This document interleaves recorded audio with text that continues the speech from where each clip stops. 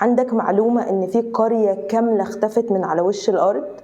أكتر من 1000 بني آدم فقدوا أرواحهم في قرية ترسين إقليم دارفور غرب السودان باستثناء ناجي وحيد.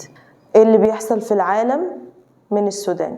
في قلب جبل مرة تحديدا وسط إقليم دارفور الواقع غرب السودان بتوجد قرية ترسين، القرية المعروفة بأهميتها الزراعية في المنطقة خاصة في إنتاج الموالح زي البرتقال والليمون وبعض أنواع الخضروات. وبالرغم من أن منطقة جبل مرة بتتميز بتنوع بيولوجي وجغرافي فريد ومدرجة ضمن التراث العالمي لليونسكو، إلا أن محيط قرية ترسين عبارة عن منحدرات شديدة الخطورة. منطقة جبل مرة سلسلة جبلية نائية وبركانية بتمتد لمسافة 160 كيلومتر، ودي مش أول مرة بتكون شاهدة على كوارث من نفس النوع، لكنها في كل مرة كانت أقل تدميرا. بس اللي حصل في قرية ترسين كارثة إنسانية مؤلمة، لكنها امتداد لعدد من الكوارث اللي بيعيشها السودان الغارق في ويلات الحرب من 2023.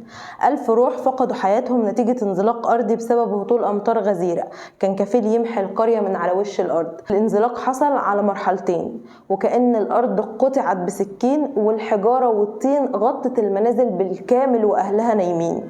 المأساة دي كان فيها ناجي وحيد اسمه مقبول إبراهيم بحسب ابن أخته نقلا عن شبكة عين. إصاباته عبارة عن كسور في رجلين الاتنين وإصابة بالرأس، فقد على أثرها الوعي. لك أن تتخيل أن منطقة جبل مرة بسبب الصراع بين الجيش وقوات الدعم السريع كانت الملاذ الآمن لسكان إقليم دارفور رغم البنية التحتية المعدومة ومقومات الحياة الأساسية الغير متاحة.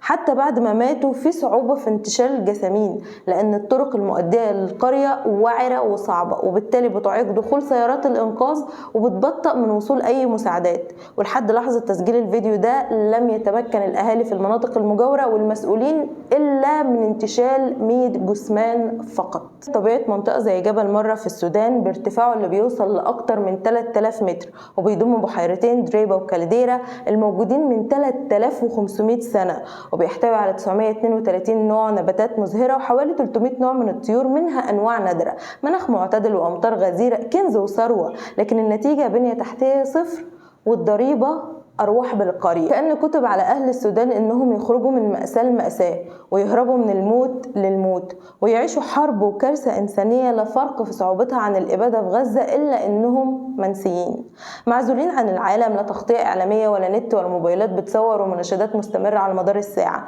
أهلنا في السودان بيواجهوا مصيرهم بصمت وبيموتوا بصمت أشد.